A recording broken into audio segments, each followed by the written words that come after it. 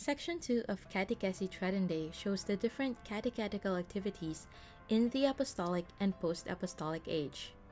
It mentions each church member's duties and how catechesis should be adapted to the needs of the current church. It starts off by tracing the roots of catechesis to the apostles during the Apostolic age. Let us keep in mind that these apostles were chosen by Jesus, made his friends, and not servants. As catechists, do we also feel that we have been chosen and that in this mission, Jesus is treating us as friends and not just gophers?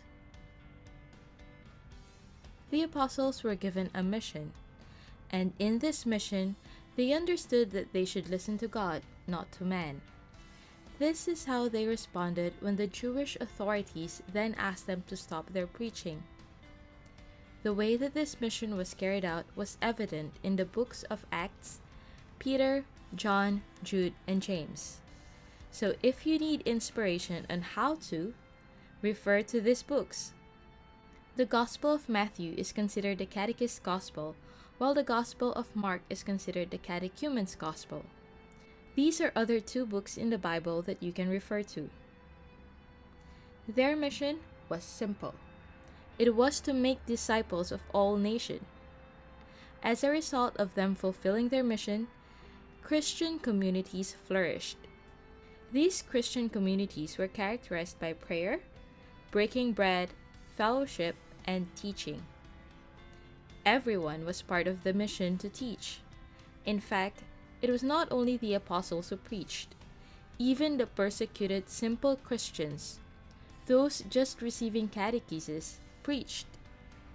This just shows that everyone has something they can witness about. As a catechist, are you confident that there is something that you could witness through your life?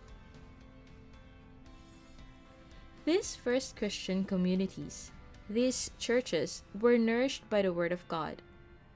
Even now, we should bear in mind that all our endeavors should be nourished by the Word of God.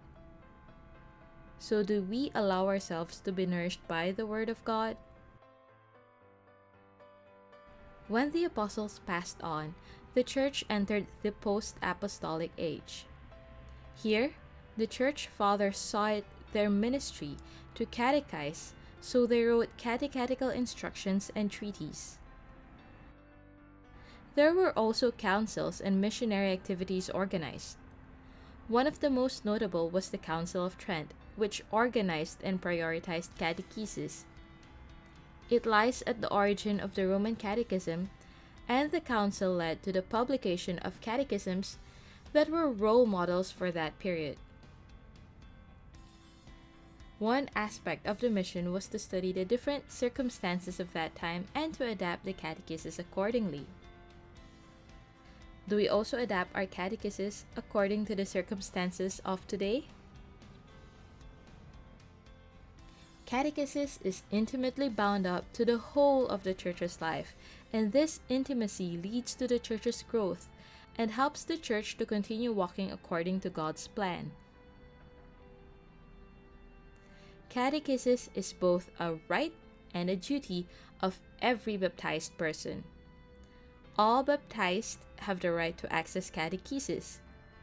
To ensure everyone is able to enjoy this right, catechesis must be done at a favorable time, in a favorable place, with no discrimination to anyone, and with the use of suitable equipment. Today, this includes mass media. It is a duty, but everyone has different responsibilities. Priests, teachers, and parents each have different roles to play. Are we clear on what our responsibilities are, and are we able to acknowledge that some things are not within our control because it's someone else's role? Because this duty arises from God's command, catechesis as a mission remains a priority in church. As such, there must be renewal, which is continuous and balanced. A balanced renewal preserves the integrity of catechesis according to God's message. A continuous renewal challenges us to broaden the concepts revise methods and use suitable language to facilitate understanding, and explore new means of transmission.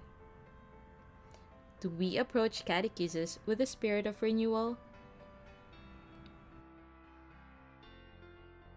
This concludes the summary of Section 2 of Catechesi Tradendae.